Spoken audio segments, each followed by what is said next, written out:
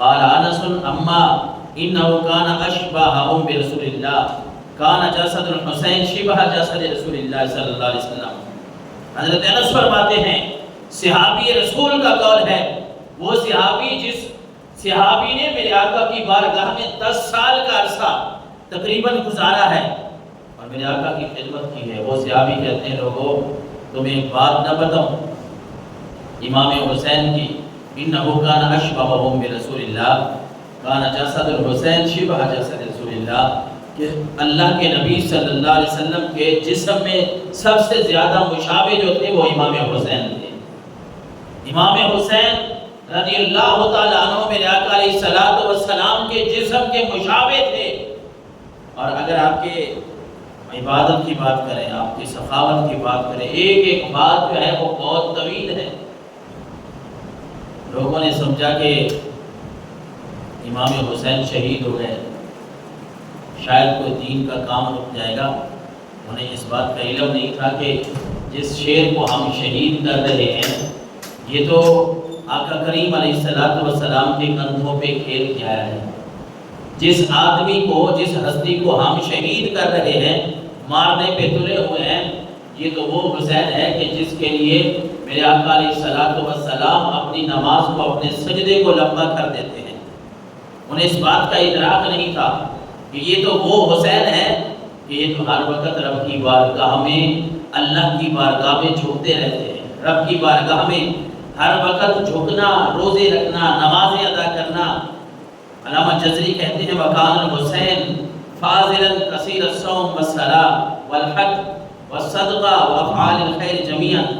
علامہ جزری رحمۃ اللہ تعالیٰ علیہ فرماتے ہیں لوگوں میں تمہیں حسین کی عبادت کی اگر بات سناؤں تو وہ بہت زیادہ نمازیں پڑھنے والے اور بہت زیادہ روزے رکھنے والے تھے۔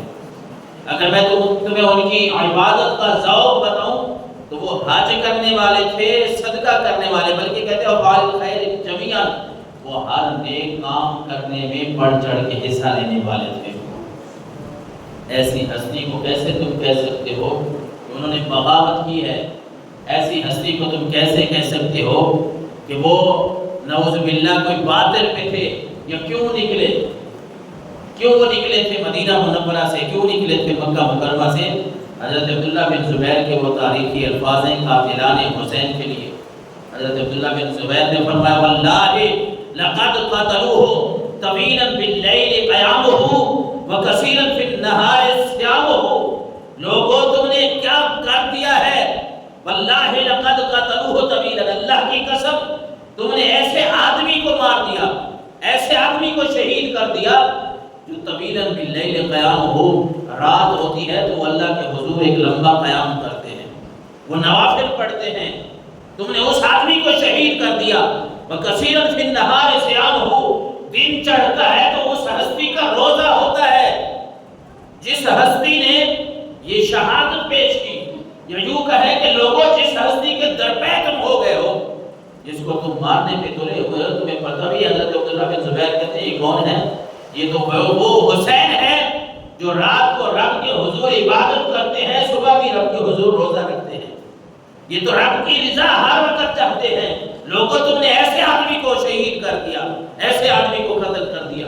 کسی نے لکھا ہے کہ محمد کے نواسے نے جو کی تیغوں کے سائے میں، محمد کے نواسے نے جو کی تیغوں کے سائے میں، بشر تو کیا فرشتوں سے نہ ایسی بندگی ہوگی کہ تلواروں کے سائے میں جو امام علی مقام امام حسین نے اپنے نانے کی امت کو پیغام دیا ہے نا، وہ کبھی بھی کوئی بھول نہیں سکتا۔ اگر کوئی مسلمان ہے، کوئی ایمان رکھتی برابر بھی رکھتا ہے نا، وہ کبھی بھی اس پیغام کو بھول نہیں سکتا کہ اللہ کے نبی صلی اللہ علیہ وسلم کے دین کے لیے امام حسین نے جو شہادت پیش کی ہے، وہ تلواروں کے سائے تلے بھی وہ نماز ادا کر رہے تھے، وہ اس وقت بھی اپنے رب کو یاد کر رہے تھے اور پیغام دے گئے ہیں اہل بیت اطہار،